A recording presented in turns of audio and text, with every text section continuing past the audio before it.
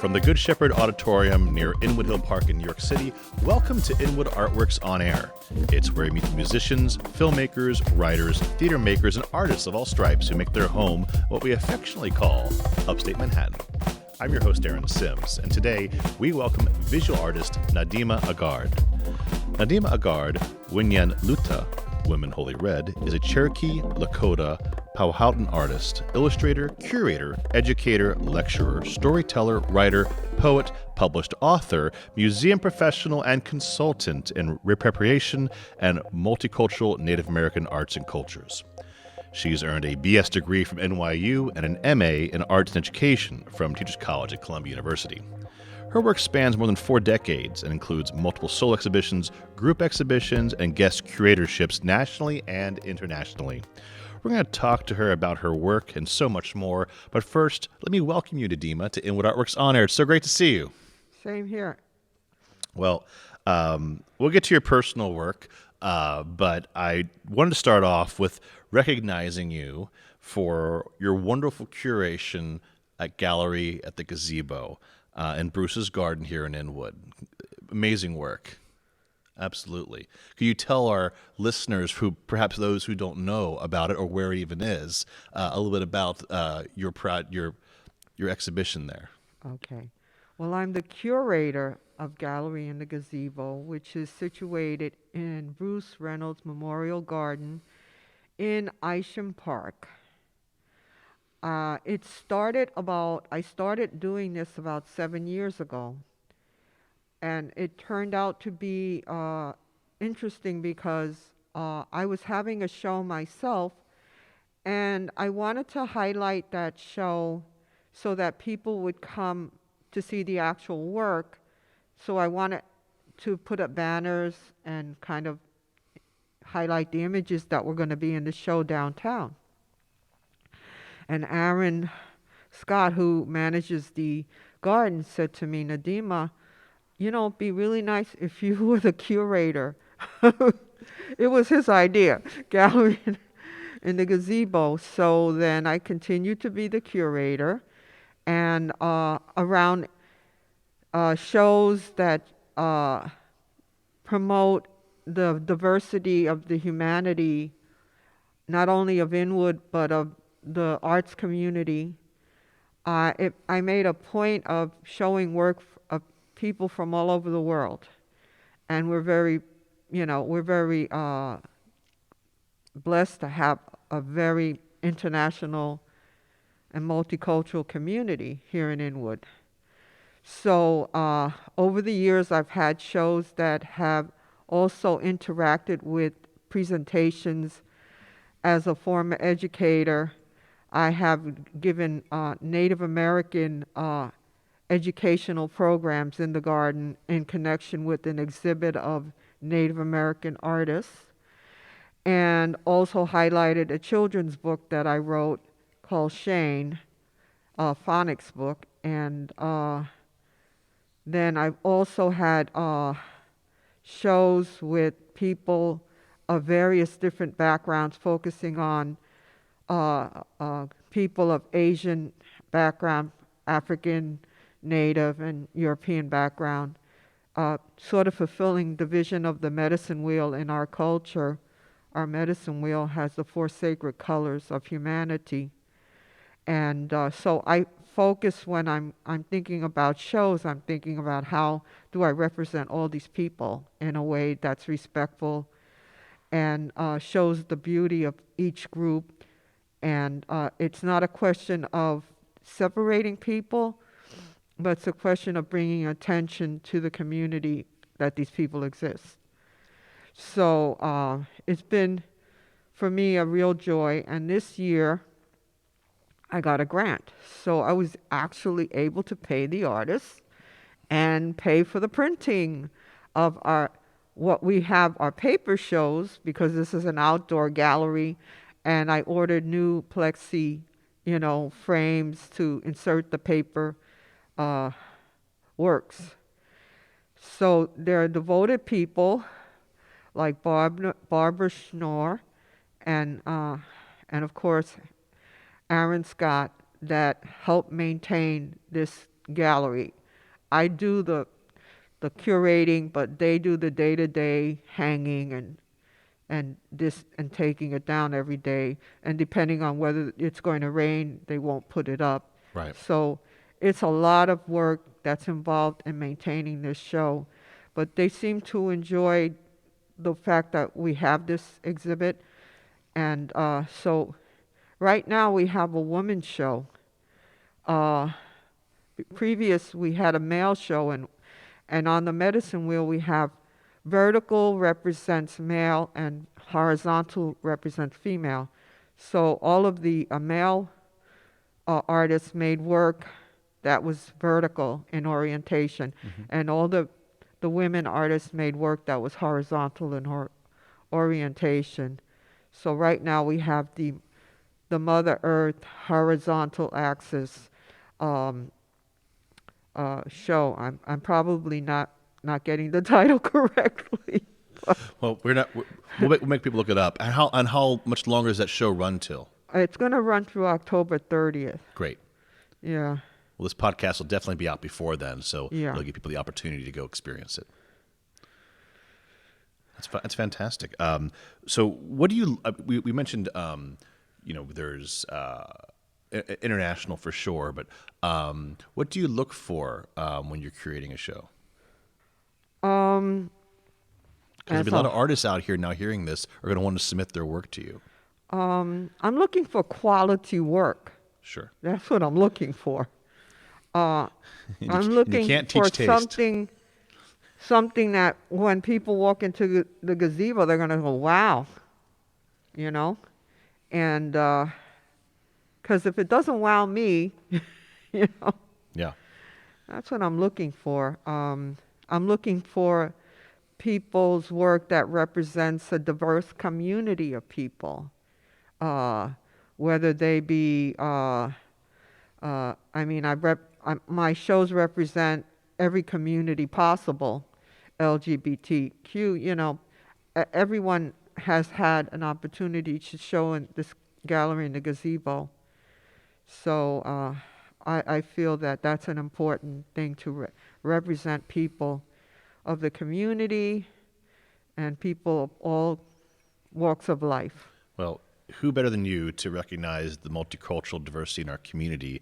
Because there are so many talented people that live here, but unlike many transplants, you actually grew up in the neighborhood. Yes, I did. When I was younger, I lived on Dyckman Street. And then I left the neighborhood because, I grew up and I wanted to move downtown to the Upper West Side. And I got an apartment there, and then I wound up moving to the Upper East Side. And to tell you the truth, I moved back uptown because the rents were really getting really high downtown. Now, just to make you realize, this is a long time ago. I moved from an apartment. I was paying $200 a month rent. And I moved because they raised the rent to $25. So it would be, oh my God, $200. I can't afford $225 a month. So I moved back to Inwood. And when I was growing up in Inwood, I thought Park Terrace East was just rich people. I mean, we wouldn't even go there because we would go to Inwood Hill Park and play there, but we were like, oh, that's where the rich people live. Right, up on the hill. Up on the hill, yeah. They have trees. Knob Tree, Knob Hill, whatever, Right. But I looked for an apartment, and there was something available on Park Terrace East, and I couldn't believe the rent was so low, considering the neighborhood and what I thought was a really ritzy neighborhood. And I moved into that building in 1973. I was in graduate school. Wow. And you've been there ever since. Next year will be 50 years. That's amazing. That I moved into that building. Boy. I've been a lot of other places in between that. Yeah. But, because I left New York for 7 years, but I moved into that building 50 years ago. That's amazing. That's totally amazing. If those walls could talk, right? Yeah, I can tell a lot of stories. Well, that's a whole separate podcast. We're not going to get into that right now, all right? And we don't want anybody coming after you. Well, your shows are very well put together from the work of local artists, and the opening receptions also usually are. I was going to mention has a wonderful potluck that Nadema organizes. And one thing you left out of your bio that I'm going to bring up is that Nadema is an amazing cook. And she always puts out a great spread. And so, listeners, I'm giving you a hint right now. You should go to the openings. So not only you're going to be fed by the art, you're going to be fed by Nadema herself.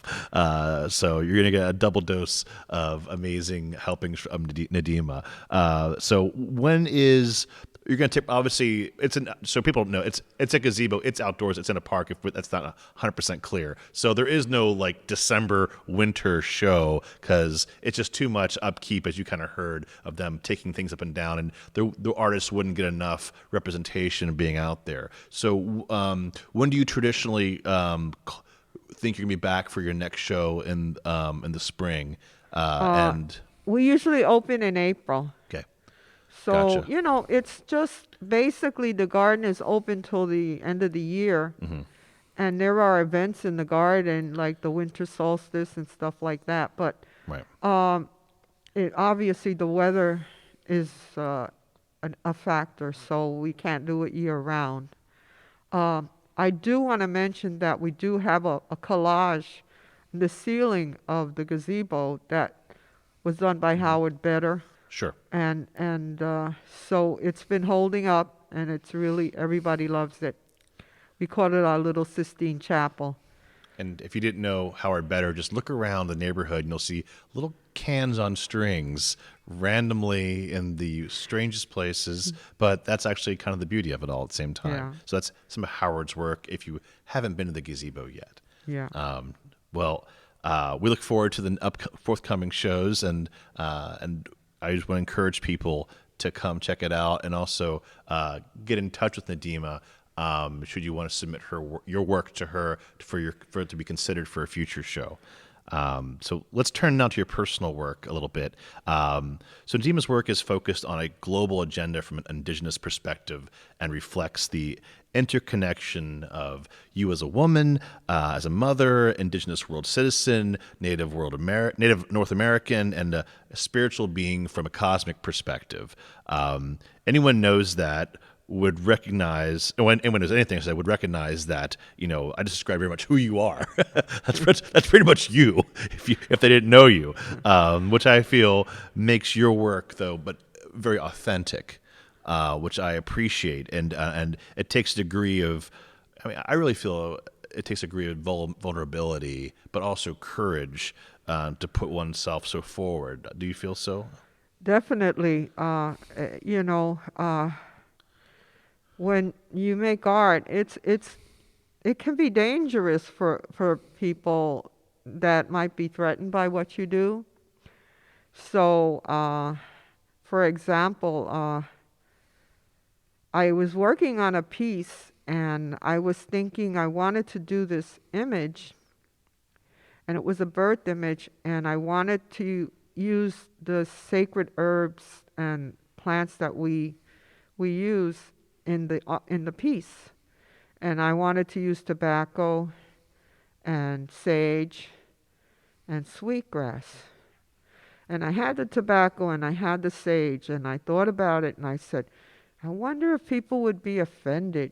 Some people might be offended because, of the nature of this work and what the image is. But I just feel that it's really sacred, that place we're born from is a sacred place. And we come from the spirit world to this world. And when we come here, we're not on a spiritual path. We come from a spiritual path to a material path, and then we go back to the spiritual path. So I was working on this piece, and I just thought, man, but I didn't have a piece of sweetgrass. And I was thinking and contemplating on it, and I said, okay. I said, all right, let me think about this. And all of a sudden, my doorbell rang. And it was one of my dear friends. At the time, I was living in Minnesota. And it was one of my dear friends who was a native person from Minnesota. She was Ojibwe. She says, "Sister, I have a gift for you." Guess what it was? Sweetgrass. Sweetgrass. So then I knew it was cool. I knew it was okay to do this piece. I got this confirmation from the next consciousness, from a higher consciousness that, or the next level, whatever you want to call it, that it was okay to do that piece. And something else similarly happened to me when I was working on a piece called Moonbreast Mothers. It was a piece that had images of breasts coming out of moons. And it was representing different moon goddesses of the world. And I wanted to do all three of those goddesses in the same piece. I wanted to represent the moon goddess of, for example, Diana of Ephesus. And what inspired me was that when I was in Rome one summer, I came across a fountain of Diana of Ephesus, and it was many, many breasts, and out of the nipples were coming the water. It was a fountain, it was like really beautiful, but it was, for me, coming from the United States of America, we don't see things like that in the USA, and it was kind of shocking but wonderful at the same time. And I never forgot it.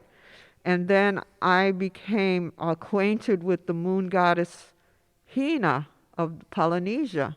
And then I became acquainted with the moon goddess Coyolxauhqui of the Mexica, or what people commonly call Aztec. So I started working on the pieces, and I depicted many moons with many breasts to depict Diana, because I knew that was, form out the very prominent feature. And then the other goddess, Coyolxauhqui, had 400 brothers who were stars. So I inserted all these rhinestones to represent her 400 brothers who were stars. That's a lot of rhinestones. I know, but it was a suggestion, Gotcha. I was like suggesting all her brothers were there. Right. And then I was thinking, what am I going to do about Hina? I don't know how to depict Hina. And that day, there was a Hawaiian Film and Video Festival at NYU. So I said, I'm going to take a break from making this art, and I'm going to go down there. And I went, and I was sitting in the audience waiting for the film.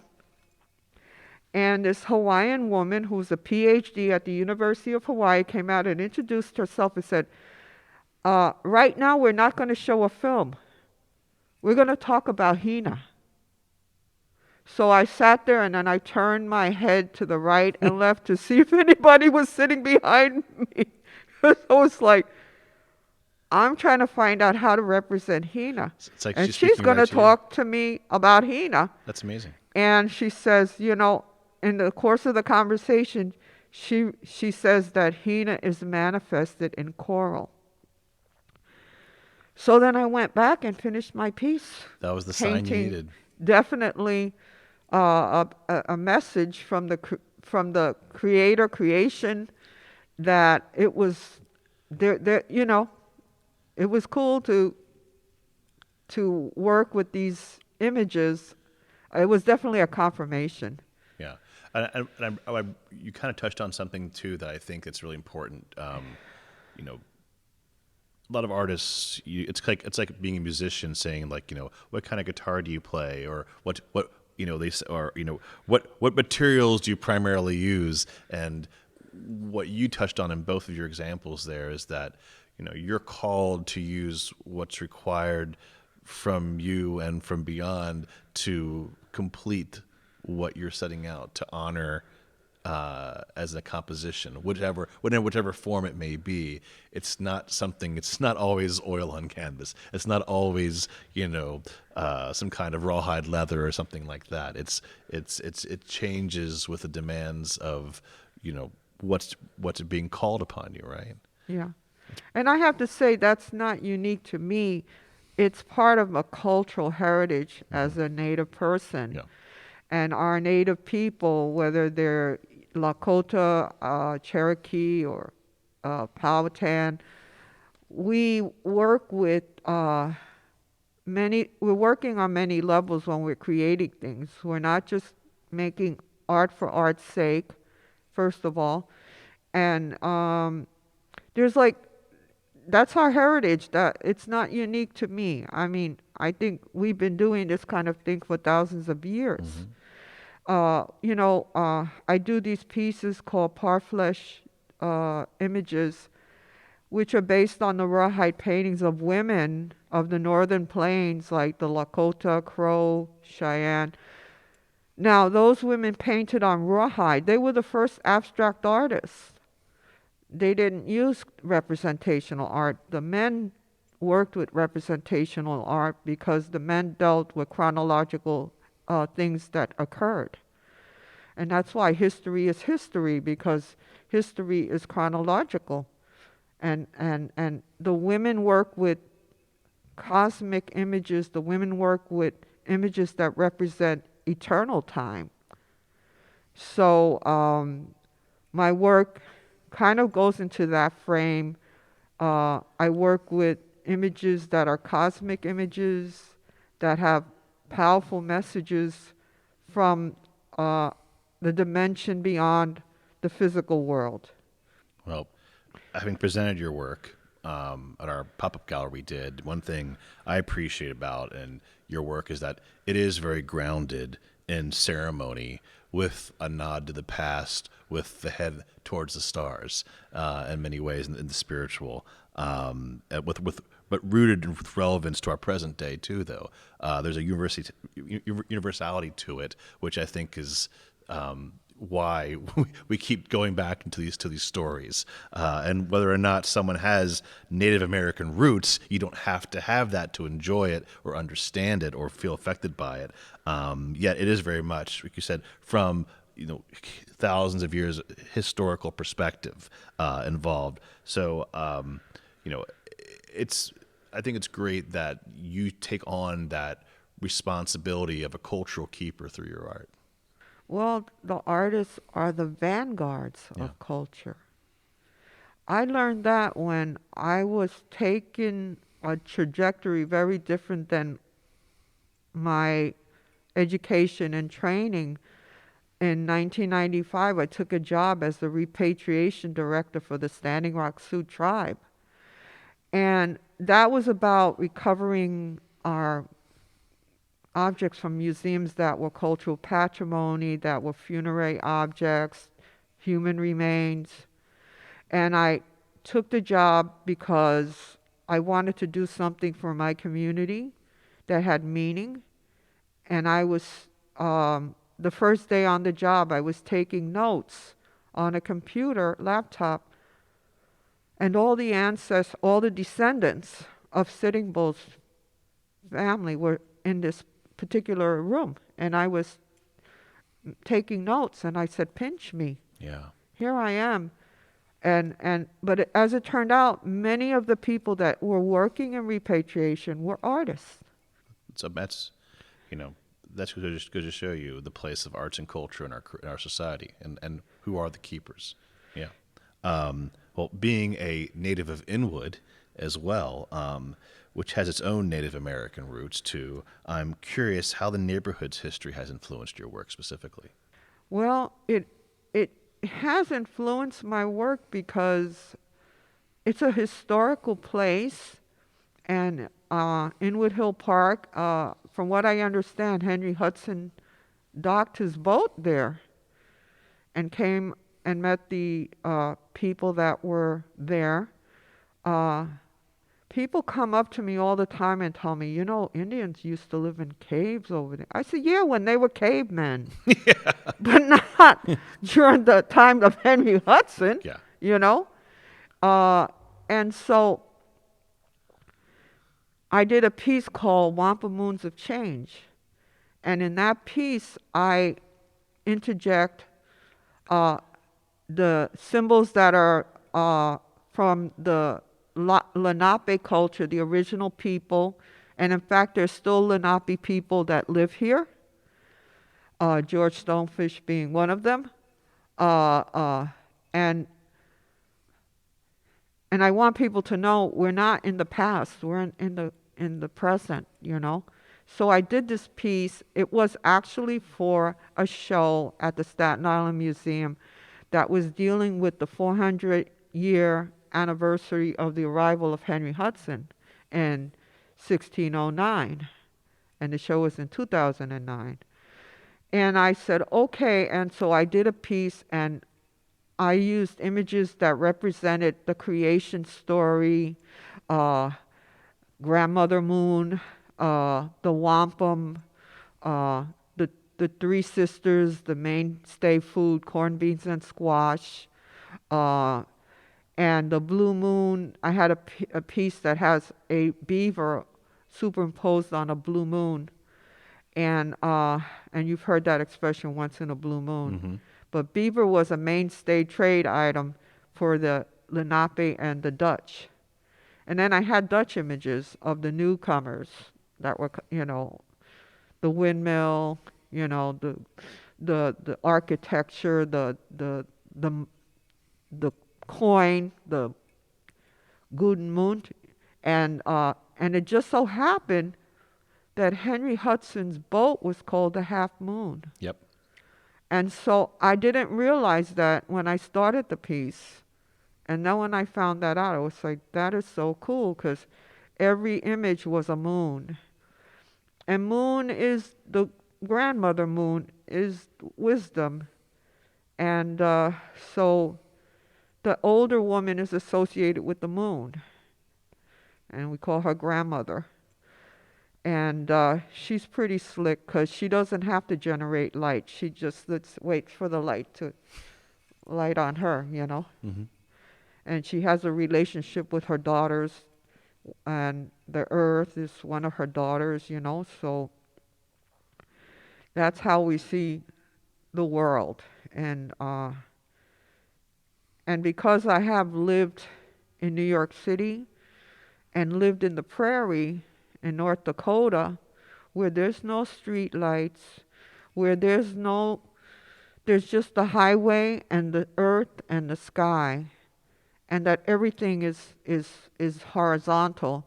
I feel imbalanced because I've lived like in the horizontal world, and I live in a vertical world, and I feel like I have like a sense of balance having lived in both worlds. And and the fact that I lived there and I brought it home with me back to New York City, I it lives within me, that horizontal world, the horizon, the prairie. It lives within me. I was teasing one of my neighbors and I said, "Do you know the state tree for North Dakota?" And he said, "No, what?" I said, "The telegraph pole." I mean, every now and then you see a grove, but it's a beautiful place. And it's a place that I found a very healing place while I was there. And so, like I said, I bring that world back with me, inside of me, and it stays inside of me. And I have ancestry in the South, so I also relate very much to Southern people as well. And I'm a border crosser. Culturally, in every way, I'm a border crosser. And it's a hard job, but I'm on top of it. Oh, I couldn't agree with you more. Well, Dima, I really appreciate you being here and taking the time and sharing your curation and also your own work with us. Before we say goodbye, where can people go to find out more about your current and forthcoming projects? Okay. They can go on my Facebook page called Red Earth Studio Consulting Productions. It has a lot of exhibits that I've been a curator for, and a lot of exhibitions that include my work as an artist, and a lot of programs that I have presented is on that. And then I have a website called NademaAgard.com, And that is more archival, but you can find a lot of my previous work on that. Great. Listeners, you can find a link to her work in the description of this episode. So we'll make sure that gets out there. Well, thank you again, Nadema, for joining me on this special edition of Inwood Artworks On Air. Thank you. It's my pleasure. You bet. So, like I said, thank you for listening to Inwood Artworks On Air. It's where we meet the musicians, filmmakers, writers, theater makers, and artists of all stripes that make their home here in Upper Manhattan. If you have a moment, please show us some love right now by rating and reviewing this podcast on Apple Podcasts. That really does help us. Many thanks to Church of Good Shepherd here in Inwood for hosting us, and to Heightsides.com for local uptown promotional support. You can support On Air and all of our programming by making a tax-free donation at inwoodartworks.nyc/donate or via Venmo. Be sure to follow us on social media at Inwood Artworks to keep up with all we do, which includes the Inwood Film Festival, Filmworks Al Fresco, pop-up art galleries, and so much more.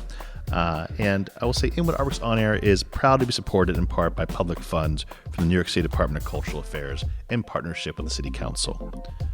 From the top of Manhattan and the bottom of our hearts, thank you so much for tuning in. This is Aaron Sims for Inwood Artworks On Air.